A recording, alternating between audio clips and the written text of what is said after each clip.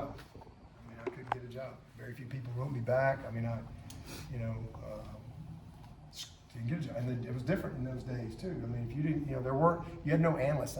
Like when I was coaching, you had 9 coaches and 2 GAs. So when I was a GA for 3 years, I was the only offensive GA. I did it by myself. Broke every film, drew every card, ran the entire scout team. You served every coach. I had Homer Smith for 2 years. Mal Moore was there in '93, but it's just different. So when we got let go, there were no analysts, there was no support staff, there were no extra. You didn't have that. You literally had 9 coaches and 2 GAs. Well, I couldn't be a GA, and I couldn't get a job. No matter what my experience was, it just never worked out. And so, if you didn't get hired between like December and February, you were out in those days. Jobs didn't pop up. You didn't have analysts moving on, and you didn't have all that stuff. So one season turned into 2 seasons, and so I was out for 18 months. And the only reason I got into real estate development was because my contract was up. I had to have a job. I had 2 kids. I had to go to work, and I had to put that MBA to work. And so I did that for 18 months, and next out of the blue, Clemson called, and that's how I came to Clemson. But I knew there was never a doubt I wanted to coach. There was no, I didn't. It wasn't like once I got into coaching, once I knew, and then coaching for 8 years, there was never like I never wanted to leave coaching, but I didn't have a choice. God took me out of coaching, but it made me better. Those 18 months, I wouldn't trade it for nothing, even though I felt a huge void in my life for those 18 months, and I was making more money than I'd ever made in my life. You didn't make any money coaching in those days, and all of a sudden I was making really good money for my age and at that time, and I was off on the weekends and 9 to 4:30. I had more time than I knew what to do with, but I had a huge void in my life. I just didn't feel like I was fulfilling my purpose. But I was just prayerful about it every day that, I knew what I wanted to do, but I wanted it to be God's will. I didn't want it to be my will. I wanted it to be God's will. And I prayed literally every day for 18 months to drive, a 30-minute drive in, that may just help me be great with what I'm doing and joyful what I'm doing and make a difference. And God, here's what I'm looking for. I really want to coach, but only if it's your will. Oh, and by the way, if it is your will, here's the type of place I want to go to.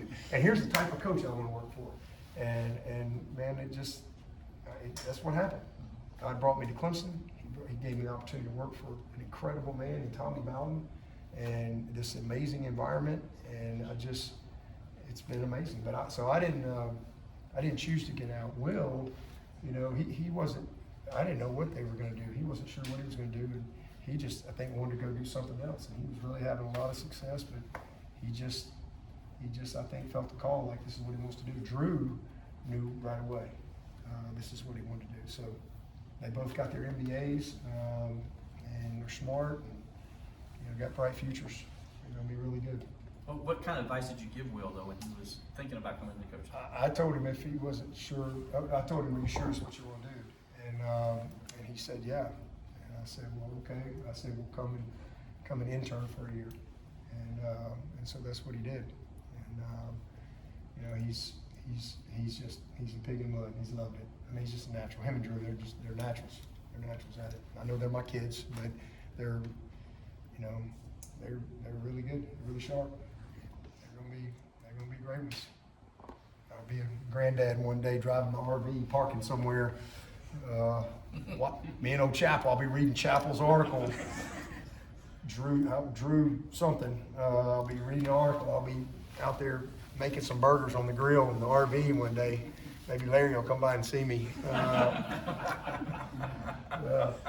So it's fun. They got a long career ahead of them, and they'll do great. And it's fun. It's fun while they're here. Who knows how long I'll have them? Probably, that's the only thing about this family business. You kind of got to go, right? And but it'll be good. Their time will come, but hopefully they'll be here for a little while. And again, who knows what's going to happen? But I'm excited about their futures. Anybody else? Talked about seeing behind the curtain not being a player now, but be on the coaching side. I think they talked about the program install and like how important that is. I've never seen that before. The all-in meetings? Yeah, Yeah. with the coaches, like why is that something you do? What do you actually talk about there? Well, it's how I protect the program. It's how I keep everything connected. It's how we stay on the same page. It's so you don't ever get away from our purpose, our why. Everybody, it's also how you have an appreciation for each other's role, because everybody, how do you know what everybody's role is? There's a lot of people. So it's about a little over 5 days, from about 8:30 to 5, sometimes 5:30, and it's all day, but it's just a lot. I mean, it's a complete program installation and what I call culture infusion, and so it's just my time to make sure that everybody understands everything about our organization and why, and there's no questions, and it's the time to challenge everything. If there's a question or whatever it is, but there's a lot of moving parts. That's biblical, right? Like I think it's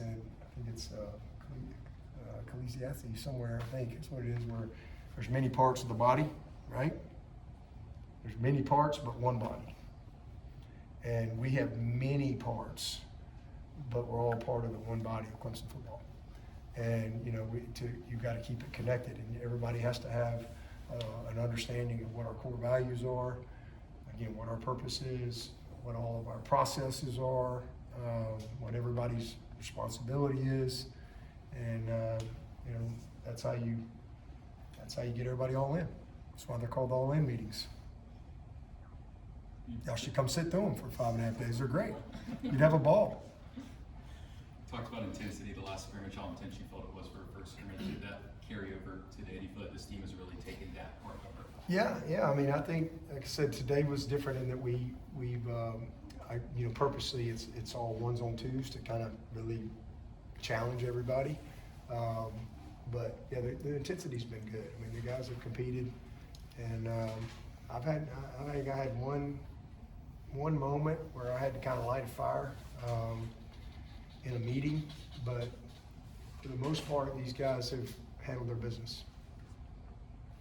And so again, now we're at that point where, tomorrow we'll break camp. We'll correct all the stuff, and Saturday you get a day off, and kind of like you're just flushing camp. And we come in on Sunday, and now instead of the entirety of offense, it's all right, we start game planning. And you're not going to take everything you've done in camp into one game. You prepare for the season in camp. And now it's, okay, here's everything that we've done.